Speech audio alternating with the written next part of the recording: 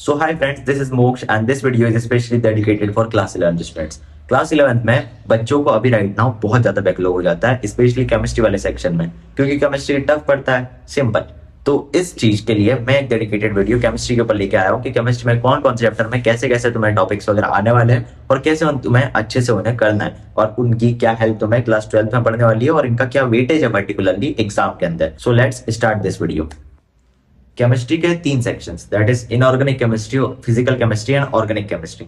तीनों 11th में sufficiently tough होते हैं, बट इतना भी टफ नहीं होता कि एकदम रॉकेट साइंस ही ऊपर से निकल जाएंगे। सिंपली अगर मेहनत करोगे, टाइम दोगे, अच्छे से चीजों को समझोगे, कॉन्सेप्ट के साथ साथ में रिविजन डेली करोगे, मेमोराइज करोगे चीजों को, तो अपने आप चीजें होने लगेगी। इनऑर्गेनिक केमिस्ट्री एक ऐसा पार्ट है केमिस्ट्री का जो अभी तुम्हारे टाइम में स्टार्ट होने वाला है, तुम्हारे रिस्पेक्टिव कोचिंग क्लासेस, तुम्हारे ऑनलाइन बैचेस के अंदर स्टार्ट होने वाला है। तो I will say inorganic chemistry को संभाल लेना, क्योंकि इनऑर्गेनिक के कॉन्सेप्ट्स ऑर्गेनिक में यूज होते हैं।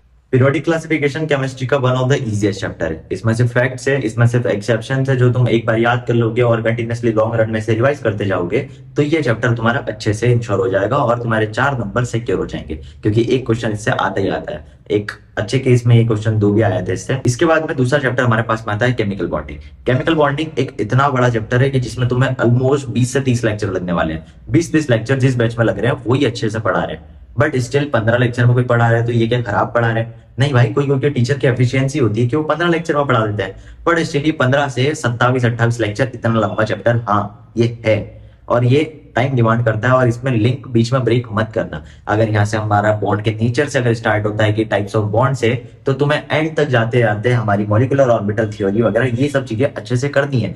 बीच में एक भी बार अगर लिंक ब्रेक हुई तो अगला कॉन्सेप्ट समझ में नहीं आता है।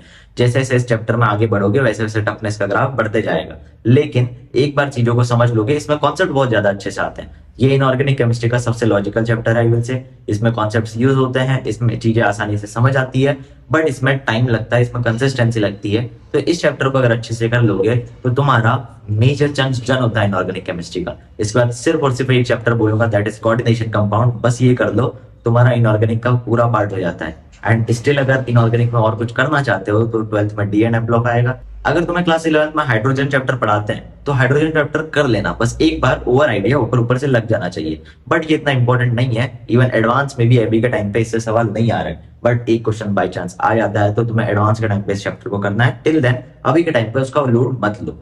देन हमारे पास में आता है फिजिकल केमिस्ट्री। फिजिकल केमिस्ट्री में सबसे बड़ा स्तंभ दैट इज मोल कॉन्सेप्ट, जिसको तुम्हारी ट्यूशन में सबसे ज्यादा टाइम लिया होगा और तुम्हें बहुत ज्यादा उसमें समझाया गया होगा, जिसमें तुम्हें बहुत ज्यादा नींद आई होगी, क्योंकि बहुत इजी कॉन्सेप्ट है, इतना ज्यादा टाइम कंज्यूमिंग नहीं है वो। इस चैप्टर में जितने भी टॉपिक्स है वो कहीं ना कहीं सिर्फ मूल कॉन्सेप्ट से सवाल नहीं आने वाला है, वो मिल के आएगा ऑर्गेनिक केमिस्ट्री के साथ में। सो दैट इज द मूल कॉन्सेप्ट का यूज। और आखिरी वाला जो कंसंट्रेशन टर्म्स वाला पार्ट है वो तुम्हारा उठ के सीधा 12th क्लास के चैप्टर नंबर 1 में आ जाएगा, दैट इज सॉल्यूशंस। तो मूल कॉन्सेप्ट तो इजी चैप्टर है, आसानी से सभी ने कर लिया होगा।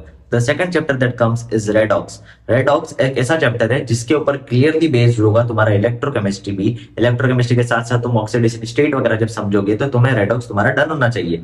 सो रेडॉक्स कर लो, रेडॉक्स अच्छा इंपॉर्टेंट चैप्टर है। देन हमारे पास में थर्ड चैप्टर जो पढ़ाया जाएगा 11th क्लास में, मे बी वो एटॉमिक स्ट्रक्चर हो। एटॉमिक स्ट्रक्चर सबसे इजीएस्ट चैप्टर अगेन। इस चैप्टर में सिर्फ और सिर्फ फॉर्मूले, और फॉर्मूले देख के ऐसा लग रहा होगा कि ये 0.529 into n²/z, ये याद कैसे होगा, बट हो जाता है लॉन्ग टर्म में। तुम्हारे पास में अभी 24 महीना है, 24 महीना नहीं बट स्टिल तुम्हारे पास में 18 महीना एटलीस्ट।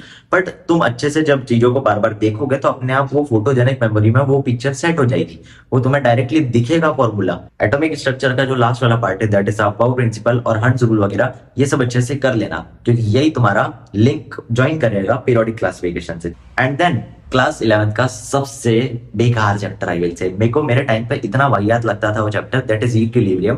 क्योंकि इक्विलिब्रियम में केमिकल इक्विलिब्रियम बहुत मस्त चैप्टर, लाइक इतना मस्त, इतना मजा आता है उसमें कि तुम्हारे डायरेक्ट मतलब कि तुम जो भी कॉन्सेप्ट पढ़ाओगे क्वेश्चन डायरेक्ट हो जाएगा। बट उसके बाद आता है एक भयानक सा chapter that is ionic equilibrium, जिसमें इतनी बड़ी टर्म्स वगैरह है, इतनी टर्मिनोलॉजीज इतनी बड़ी बड़ी लाइक, और उसके बाद में उसमें फॉर्मूले वगैरह इतने लंबे लंबे जाते हैं। अभी के टाइम पे तुम्हारे टीचर के साथ तुम जितना कर सकते हो उतना कर लो, बाकी तुम्हारे ऊपर डिपेंड करेगा कि क्या तुम्हारी फ्रीक्वेंसी इस चैप्टर के साथ में मैच करती है। अगर ये तुम्हारा बहुत अच्छा स्ट्रांग हो जाता है तो इसे करो, वरना इसे बाद में टाइम देंगे। और अगर स्टिल अगर समझ में नहीं आता है तो इस चैप्टर को लीव भी कर सकते हो, क्योंकि इस चैप्टर का जेईई मेंस के अंदर एक सवाल आता है एंड वो पीएच कैलकुलेशन से आता है, जो कि आसान पार्ट होता है, तो वो तुम आसानी से कर लोगे। बट चैप्टर को छोड़ना इज गलत, क्योंकि इसका इलेक्ट्रोकेमिस्ट्री में नॉन्स इक्वेशन के टाइम पे यूज होगा और तुम वहां पे गड़बड़ कर दोगे, इसलिए इस चैप्टर को भी करना तुम्हारे लिए बहुत इंपॉर्टेंट है। There comes next is thermodynamics. Thermodynamics एक ऐसा चैप्टर है जो कि बहुत मस्त है। लाइक इसमें प्रोसेसेस वगैरह है जो तुम अगर केमिस्ट्री में अच्छे से कर लोगे तो तुम्हारा फिजिक्स में बहुत ही ज्यादा मक्खन तरीके से हो जाएगा। एट थर्मोडायनेमिक्स के बाद में थर्मोकेमिस्ट्री आता है। Thermochemistry is much much much important chapter और इसके टर्म्स वगैरह को इसमें पर मोल पर एटम इतना ये जो भी चीजें रहती है वो सबको बहुत अच्छे से याद रखना है। ऑर्गेनिक केमिस्ट्री बच्चों को थोड़ा सा इसलिए डराता है, उसका रीजन देखो बताता हूँ। दैट इज फिजिकल केमिस्ट्री के जो चैप्टर्स होते हैं वो एक तरह से थोड़े थोड़े से इंडिपेंडेंट होते हैं, थोड़ा थोड़ा सा यूज होता है लेकिन मोस्टली जो है इंडिपेंडेंट अलग ही फील होता है कि दैट इज थर्मोडायनेमिक्स एक तरफ, इक्विलिब्रियम एक तरफ, ठीक है। बट ऑर्गेनिक केमिस्ट्री एक कंप्लीट लिंकअप है। लाइक इसके अंदर एक स्टैक के फॉर्म में तुम्हारा आईयूपीएससी आता है। आईयूपीएससी तुम्हारा लास्ट चैप्टर बायोमोलिक्यूल्स जब आएगा, बायोमोलिक्यूल्स में भी यूज होने वाला है एग्जैक्टली। तो तुम्हें ऐसा लगता है कि यार इसमें तो मैं जस्ट इट इज लाइक वो आलू वाला क्वेश्चन, दैट इज आगे जाओ वापस आलू उठा के लाओ वापस जाओ, एक एरिथमेटिक प्रोग्रेशन बनता है ऑर्गेनिक केमिस्ट्री के अंदर। सो ऑर्गेनिक केमिस्ट्री को अच्छे से कर लेना और ये तुम्हें बहुत अच्छे से मार्क्स देने वाला है। So that is how this video ends. और इस वीडियो के अंदर केमिस्ट्री का बताया था, ऐसे ही अगले पार्ट के अंदर मैं मैथमेटिक्स का बता दूंगा, फिजिक्स का बता दूंगा।